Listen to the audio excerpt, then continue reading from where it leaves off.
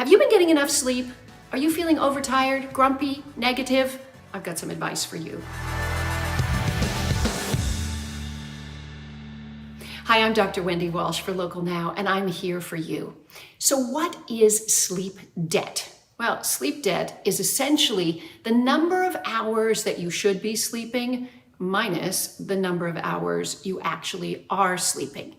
And it is a complete fallacy to think that sleep debt can be paid off, that you can catch up on the weekends or on another night. No, you can't. It is a chronic condition that wears down on you if you're not getting enough sleep.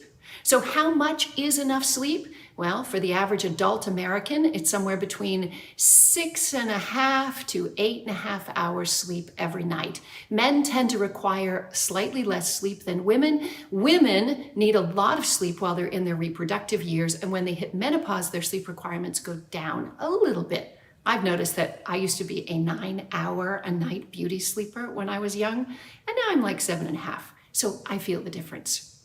All right, so you can't catch up on sleep that you've lost. What can you do to improve your sleep quality? I do want to remind you that chronic long-term sleep loss can impact your physical health and your mental health. There's research to support the fact that couples who get enough sleep have better lives and less conflict, because when you're chronically overtired, you tend to only see the negative in things. You have a very short fuse and no patience. So getting enough sleep can even improve your marriage. So where do you start? You start planning for your night's sleep in the morning.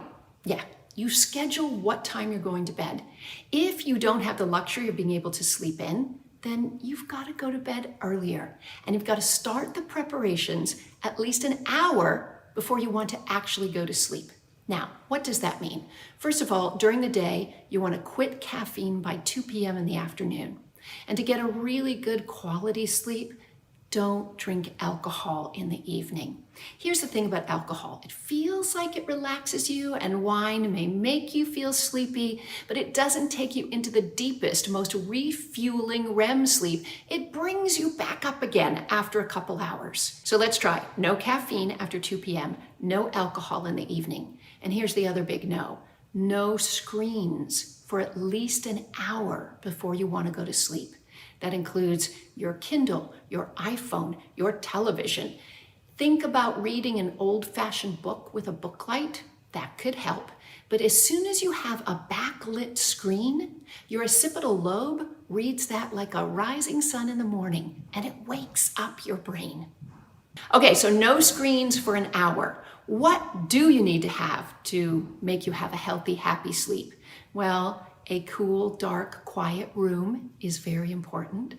Secondly, maybe some soft music.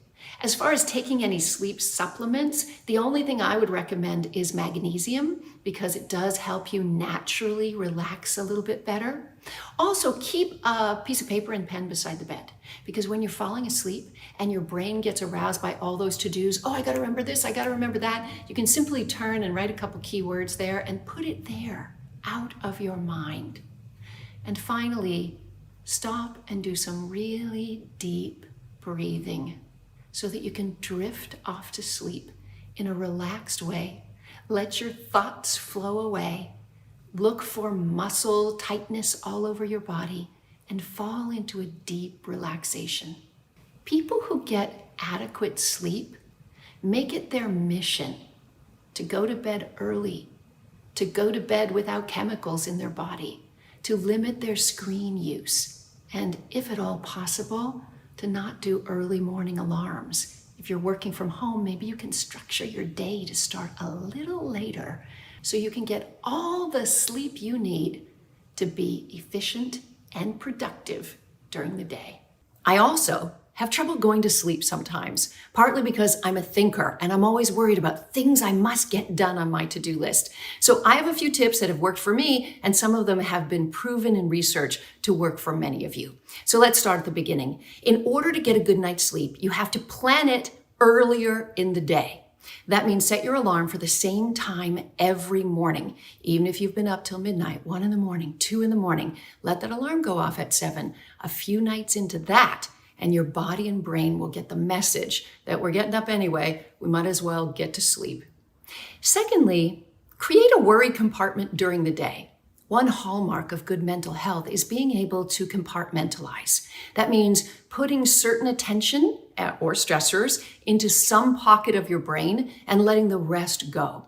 So set an alarm on your phone, whether it's for noon or 1 or 2 o'clock. Don't do it before bed because then you'll worry at night. And don't do it first thing in the morning because that sets the tone for the day. But somewhere in the middle of the day, set an alarm on your telephone for 20 to 30 minutes where you do nothing. You don't look at websites, you don't look at media, you don't do housework. You just sit and worry.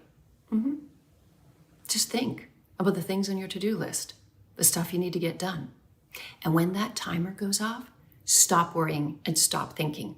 The rest of the day, whenever you feel those thoughts creeping in, simply say, hey, you don't belong here. You belong into that compartment and we'll deal with you when the alarm goes off tomorrow. Actually, it's a real technique and you can train your brain. Okay, next thing, set the environment for sleep. Make sure your bed is only used for sleeping or maybe other stuff if you're in a couple. But don't use the bed for work, for parenting, for watching screens, for eating meals. Your body needs to learn that when you get in those sheets, it's time to relax and go to sleep. Try as best you can to make your sleeping room cool, dark, and quiet. And most of all, no screens at all, at least 1 hour before you go to bed. You see, the light in screens, whether it's a television or computer or an iPhone, triggers your occipital lobe, telling you it's morning and it's daylight, and it actually awakens your brain. It is okay to read books, from an old-fashioned piece of paper kind of book with no backlight. Also, pay attention during the day to how much caffeine you have. I recommend stopping caffeine at about 2 o'clock in the afternoon. If your insomnia is infrequent and maybe it's just connected to the current crisis, I don't recommend taking any medication for sleep. Although a natural remedy that helps many people is either melatonin or magnesium. I happen to take magnesium at night and it helps me sleep well. Now, when you get into bed, there are 2 things you need to do to help turn off your brain. One is have a pad and paper beside your bed. Whenever thoughts come into your head like, oh, I must remember to do that, simply turn around and scribble a few key words to help you remember for the morning. And then it's there. It's on the paper. You don't have to think about it anymore. Also, take a few deep breaths and do a body scan. You might be surprised that there's tension in places you never suspected in your body. If your muscles are tense, then you can't fall asleep. So you have to physiologically relax your body before your brain can turn off. Okay, you got it? Set your alarm for the same time every day. Create a worry compartment during the day.